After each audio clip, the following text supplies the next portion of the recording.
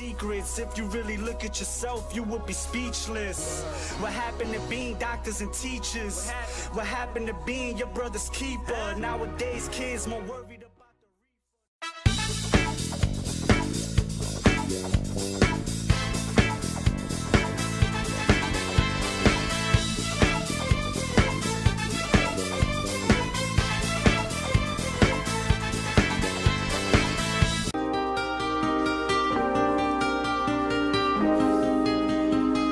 Hello everybody, and welcome yet again to more of my Uncomfortably Romantic Valentine's Day special. As always, this is your host Gunsage, and today we are playing Sakura Angels. Hooray. Well, let's get started.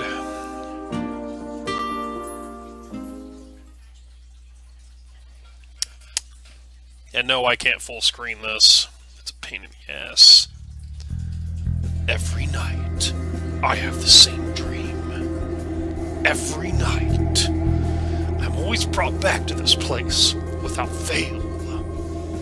And then every morning, I'll wake up with no memory of this place at all until the next time I fall asleep. Then how do you know that it happens every night?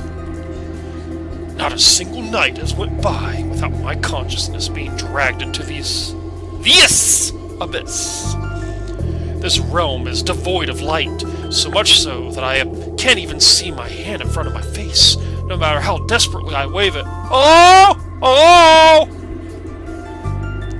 The concept of sound is just as absent, my steps silent, and my distressed cries swallowed by the bordering darkness as quickly as they had left my mouth. I'm in a bleak, barren wasteland of nothingness. Oh, Detroit. Spending any prolonged amount of time here makes me begin to doubt even my own existence. Yet despite feeling suffocated by a striking absence of anything, I know I'm not alone. Something is watching me. I always feel like somebody's watching me, stalking me from the shadows.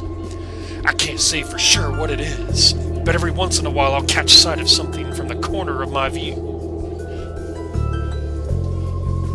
A pair of burning, bright eyes fixated purely on me. They hate me, despise me.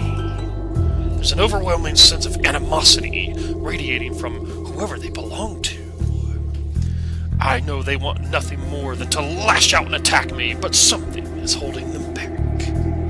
A force they truly despise.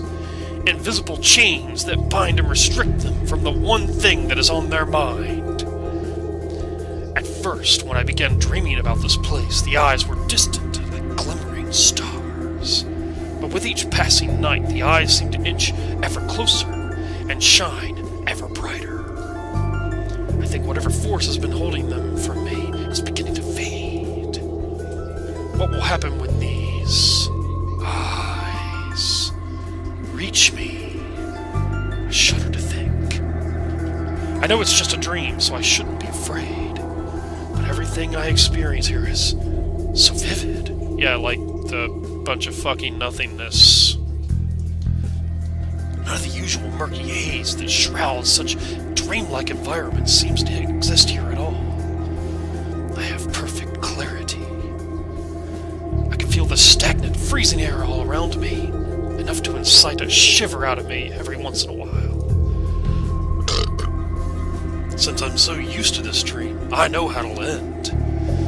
I wade through the darkness for what seems like an eternity, never finding anything, until the morning finally comes and pulls me out of this nightmare. At least, that was how it usually ended.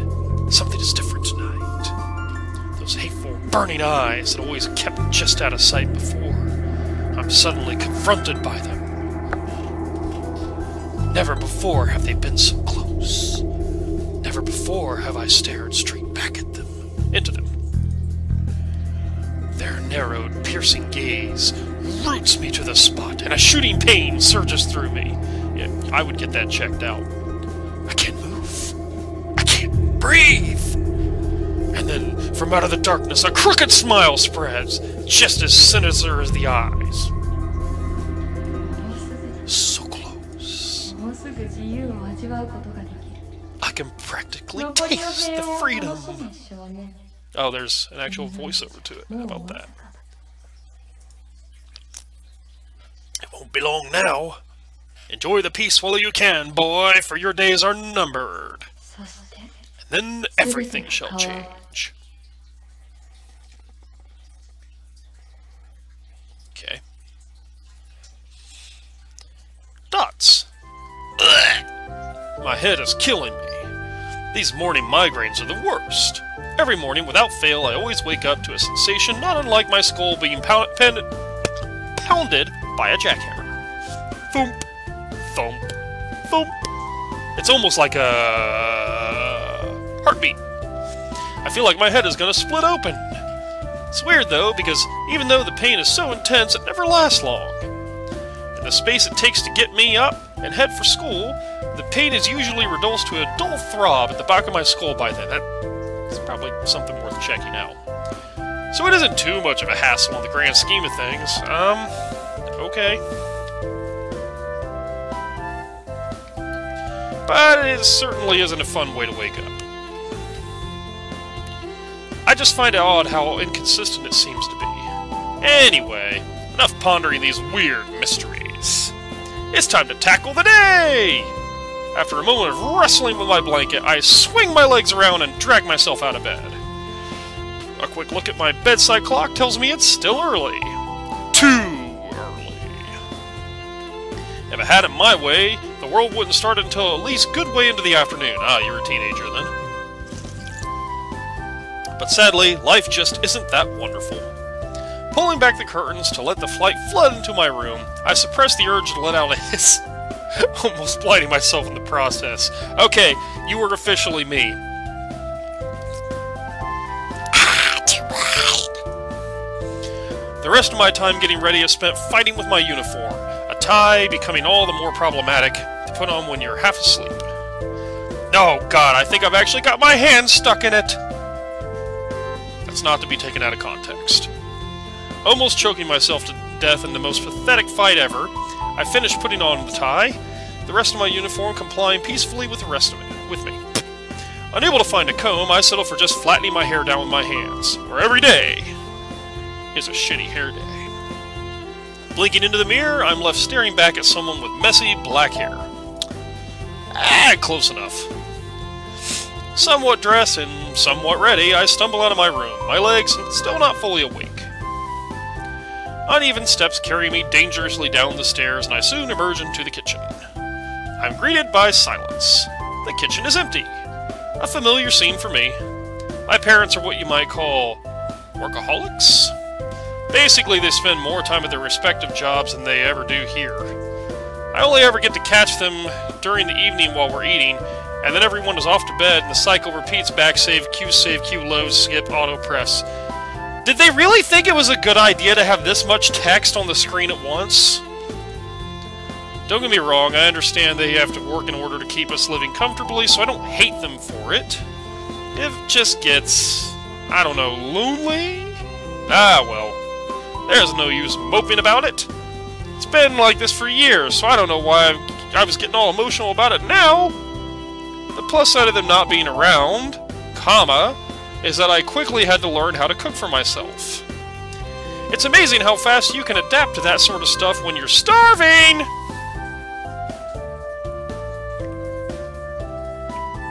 I don't think I have enough time for anything fancy to eat for breakfast, so I'll just settle for toast. You can never go wrong with toast. You can with Sakura Agent. Whatever. Okay, you might be able to go wrong with toast. I have sudden traumatic flashbacks to when the toaster erupted into flames. Ah, what a day that was. But I've learned from my mistakes now. It won't happen a second, third time!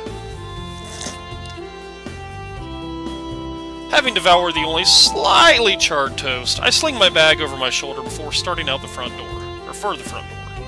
I give the empty house one last look over before opening the front door. It's kind of depressing having no one to say goodbye to. But again, this is the same way it's been every weekday morning since forever ago. The sun is shining high in a cloudless sky. Birds are chirping overhead. Waves of students are passing by, happily chatting with one another as they all make their way to school. It's all so horrible. What? I'm not much of a morning person, so I can't even begin to fathom how everyone can be so bright-eyed and bushy-tailed right now. I mean, it's taking all my willpower just to be able to put a foot in front of the other without crumpling to the ground. I just have to hope the breakfast kicks in and gives me the energy I need before I'm forced to literally drag myself through the school gates from a piece of toast. Right.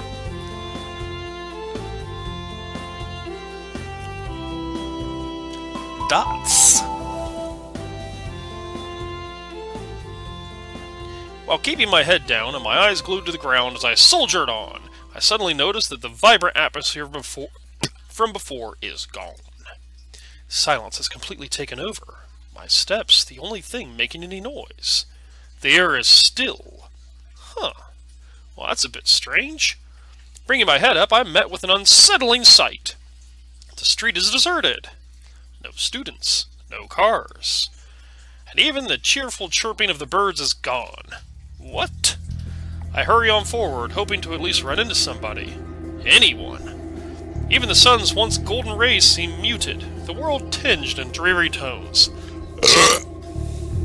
But there still isn't a cloud in the sky. Okay, this is definitely starting to freak me out. I need to just... A splitting pain shoots through my head, stopping me in my tracks. Like a searing poker being thrust down through my skull. A headache? Now? Nothing is making any sense! Desperately trying to keep myself upright as I clutch a hand to my head, I stagger forwards. Unlike the headaches from before that gradually died down, this one only seems to be getting worse. Never again! No more Jaeger! Thump, thump, thump. It won't stop at all! I'm brought to my knees. I can hardly even think straight, my head threatening to explode at any moment. And then, through gritted teeth and a pained expression, I see it. Something that shouldn't exist. Yet clearly does, as confirmed by my own terrified eyes. Yeah, I feel that way about a lot of politicians lately. A monster. That's the only word that can come to my scrambled mind. A hulking, grotesque mass of flesh with gnarled fangs and red slitted eyes, seething with hate. Oh, it's my father-in-law. The closest thing I can relate it to would be a dog, but no dog I know of is 3 times the size of me, its form practically eclipsing the sun. It snorts with flailed nostrils. Something like steam is being exhaled out. Exhaled? Exhaled. Given its tense stance and the fact it's blocking my way, I can only assume it's here for me. But why? What the hell is it? Where did it come from? Why does it want me? 1,000,001 questions race through my head, but I doubt I'm going to get any answers from this thing. There's only one thing I can do when presented with such odds, and that is to piss my pants. Oh, okay. I actually get decisions, huh? Well, the first thing I'm gonna do is save. Stand my ground! Of course. I don't know what the hell this thing is, or why it suddenly appeared before me, but I'm not gonna let it take me down without a fight! Ignoring the pain that threatens to consume my skull, I straighten myself up and stare right back into the hateful eyes of the beast. And then, tightening a fist, I lash out like lightning, my fist connecting with its head cleanly with a solid impact. Take this, foul beast! Wham! Nuts. Okay, no. Bad idea. That did nothing. In fact, it looks even angrier than it did before now. All I've managed to do is bruise my own fist. I hope I haven't broken anything. I reel back from my brutal attack, giving the fist in question a good shake. It still stinks. Ow! Now what do I do? My blazing surprise attack was met with complete indifference, and now I think it's too late to run, as the creature is gearing itself up for a charge, its front leg digging into the ground. This might have been a mistake. I try to turn tail and begin running, but the beast kicks off of the ground straight toward me. There is nothing else I can do. I brace myself as best I can for the inevitable bone-shattering impact. Right before the beast can connect with me, and my life bring my life to a grisly end, a dazzling, radiant light floods my vision, engulfing both me and the monster. The beast stops in its tracks, a guttural cry escaping it before it vaporizes before my eyes. Dots. What? What the hell just happened? Jeez, that was a close one. Are you alright? A cheerful voice chirps. A welcome sound after the terrors of that thing. Don't talk to him. We have to leave before, and then another voice that's less cheerful. In fact, they sound angry more than anything. Oh, well.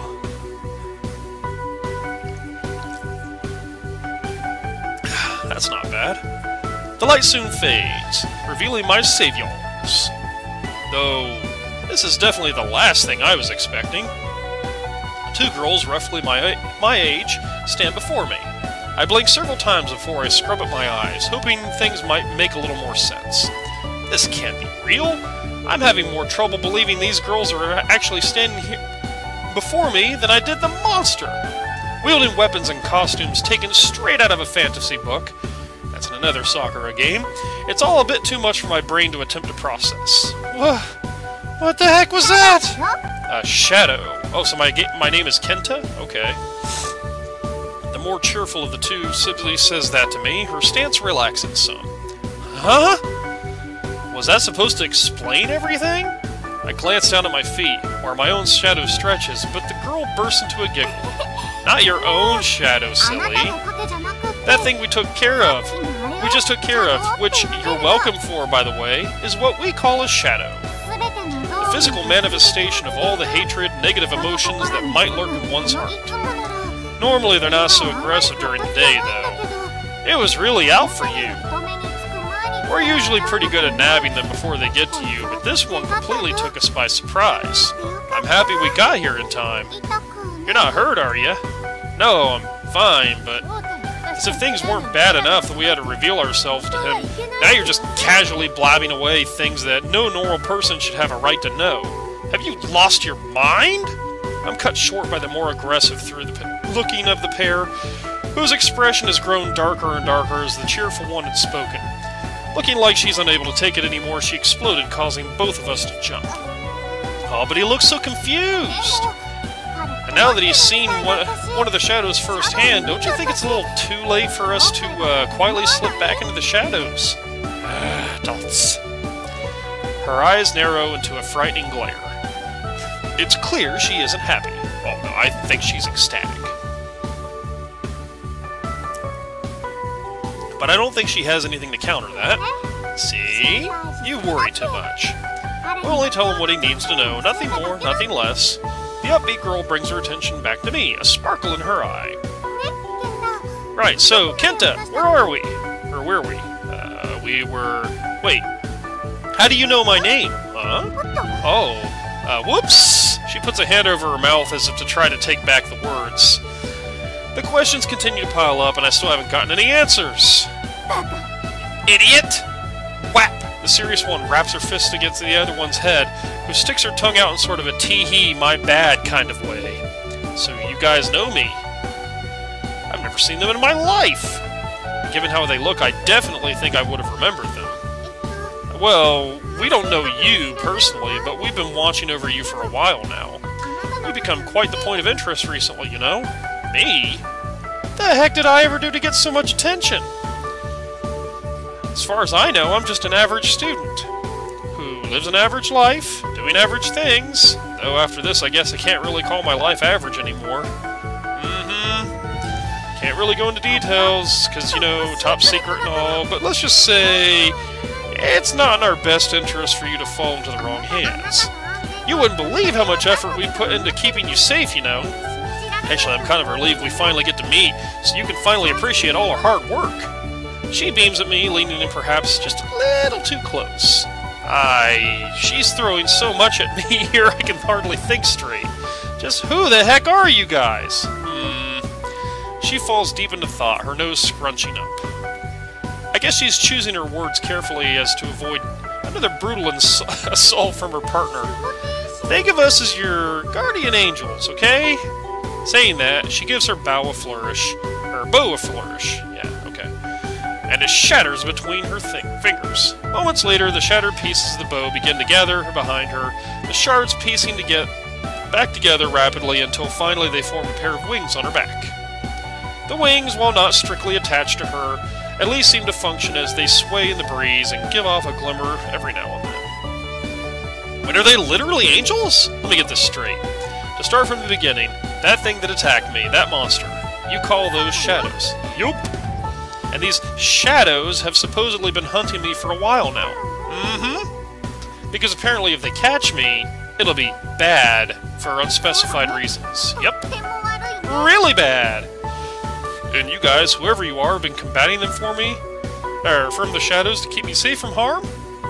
She nods enthusiastically. It looks like I've just about got a grip on what the whole deal is, even if it was a little sparse on the details. Knowing all this, it brings me to the conclusion that... Okay. Yeah, that's fine. Yeah. I had no choice but to believe him. That's an awesome answer, though. As crazy as this all sounds, I really can't deny the evidence before me. That monster was definitely real, and I have no reason to doubt these girls who destroyed that thing before my eyes. Okay, so, what happens now? Well, now that the shadows have gotten more aggressive, I really don't think we can go back to our old job of watching you from afar. We were lucky to just barely catch that thing now, after all. Somehow I don't like the sound of that, or what it might imply. At all. So, we'll be parting our ways from now, but expect us to be keeping an extremely close eye on you from now on, okay? Bye-bye for now! She gives me a wink and a wave before taking off in the other direction. Her less enthused partner simply turns her head from me with one last before following after her. I'm soon left completely alone within the street, where just moments ago my entire world had been spun on its head. Did all of that just happen? Geez, all this will have to wait for later, though. Right now I have to focus on the bigger issue. Being late for school! I break into a sprint as I try to make up for lost time, all the while hoping I'd never run into those two again. Right. Somehow, I just about barely make it to class. It was a photo finish through the door, right as the bell went, but I made it!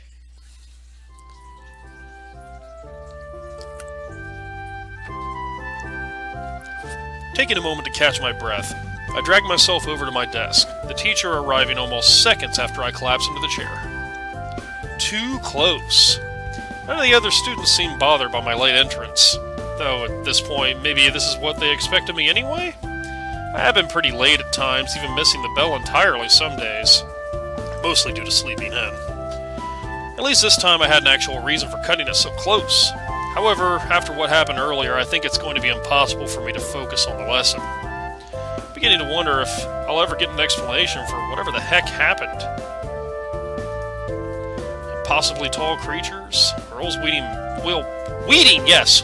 magic weapons. No matter how I look at it, my brain refuses to accept it as reality. It goes against everything I know!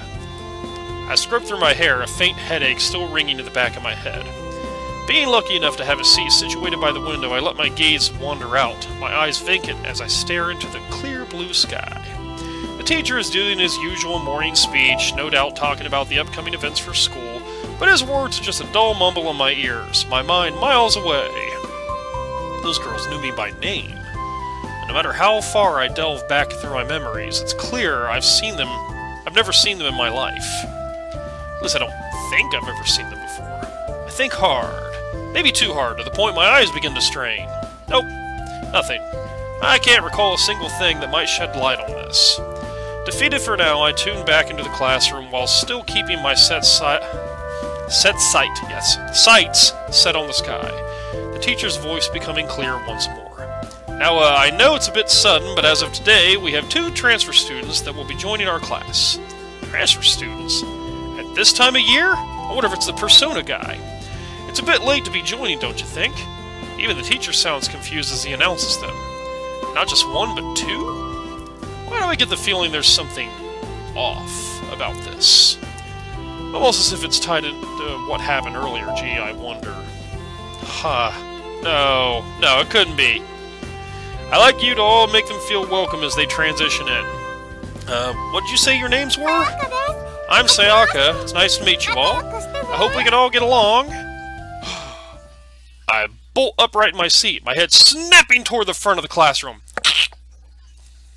That upbeat voice. Is it really? Yep. Sure enough, the two girls I never thought I'd see again are stood before me. In my school. In my classroom, no less, wearing the school's official uniform. Got some sexy fucking uniforms. Oh god, they're probably underage, aren't they? Jesus. The cheerful one, Sayaka, bows politely to the class, flashing me a grin as her eyes pass over me. What is this? The other girl is less courteous, her arms crossed and her brow furrowed. Yes, that's crossing your arms right there. She doesn't look too pleased to be here. At all. Her gaze passes over me too, but rather than a smile, she gives me a nasty glare. Is she blaming me for this? Sure feels like it. The grumpy one beside me over here is Hikari. Go on, say hi. Hey, don't. Sayaka gives her a playful push and she stumbles to the center of the classroom, everyone's eyes upon her. She looked like she's at a loss for words, her mouth opening and closing as her face gradually goes red. I guess she doesn't cope well under the spotlight. Hikari, nice to meet you all. She trails off into a murmur before spinning on her heel and storming her way back to Sayaka, practically hiding behind her. See, that wasn't so hard, was it? Hikari simmers with silent rage, her hands balled up into tight fists, practically shaking. I'm sure if she wasn't in a classroom full of people, things might have gotten violent here. With their introductions over, the teacher motions for them to take their seats. Wait a second. I only just realized where the only spare seats in the classroom are. One of them is right behind me, with a window view too, and the other is to my right. So that means they'll both be sitting beside me. Actually, this is pretty convenient. I can finally ask them just what the heck they are doing! Sayaka, with a spring in her step, waltzes toward the desk behind me. Hikari stomps her way over and takes the other desk. Oh, okay, so basically like my daughter. I lean out from my desk to try to catch their attention, but I'm cut short by the teacher, who resumes whatever it was he was talking about before. Damn it! I don't want to get in trouble for talking during class. I'll have to wait until the break. That's 2 lessons away, though, which is practically an eternity! I swing back around to the front of my desk. I can't do anything right now, so I'll just pay attention to the teacher and... No! How can I pay attention to anything when 2 magical girls are sitting near me? I want answers now! Drumming my fingers against the desk, the teacher continues to drone on. I try to think of a way around this. It's better I don't speak during class, so... Dots. Ah! Of course, it's so obvious! I dig into my school bag and pull out my notebook and pencil. I'll just pass them a note. Simple and silent. It's a bit of an immature means of communicating, I'll admit, but I'm desperate here. I scribble down my message. What are you guys doing here? I may as well get straight to the point. I tear the page out, almost ripping it in half in the process. Only one question is left. Who do I give this note to? Probably Sayaka. She seems to be a little more forthcoming, but I'm gonna save first. While it's going to be harder to pass a note to someone directly behind me without looking too suspicious, I get the feeling Sayaka might actually want to respond. Kicking back in my chair, I lean backwards and slip the note onto her desk whilst keeping my eyes forward as if I were a good student who actually was paying attention to the lesson at hand. At least, I think I managed to deliver her note. After a minute or two of twiddling my thumbs, I begin to lose faith in my plan. Maybe this was... Something suddenly taps my shoulder, the same page I had torn out from my pad before, floating down to my desk. Success! Written down below my hastily scrawled, just barely legible message is one in far neater handwriting and accompanied by a smiley face. We're here to protect you, silly! Protect protect me? Right. I remember her saying something about them being my guardian angels, and that they'd be keeping a closer eye on me, but this is ridiculous! Alright. Well, I'll tell you what. You get the idea. Basically, if you've played any of the Sakura games, it's the same concept, but with angels! I don't know. I feel like in this one, they really didn't get to the point quickly enough. Like, there's too much of this, right? Like, the story's not interesting. It's not. Sakura Angels' story was more interesting, and that one was kind of fucking boring, to be completely honest. But at least it had some, you know, some fun images and shit. This one, I mean, the base art's, it's nice. It is. Like, I don't know, I might be able to access the gallery now. Get the fuck out of my face. What are you doing? Back. No, that's not what I wanted. Get the hell out of my face! Thank you.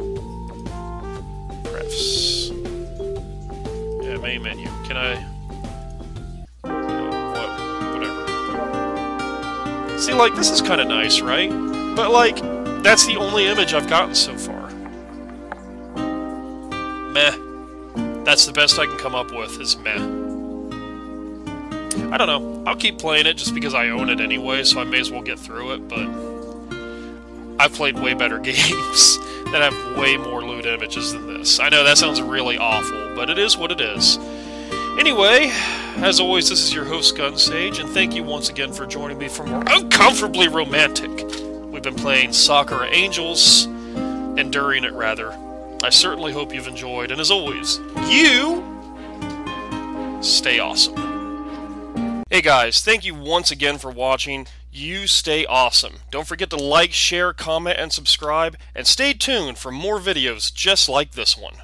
Secrets, if you really look at yourself, you would be speechless. What happened to being doctors and teachers? What happened to being your brother's keeper? Nowadays, kids more worried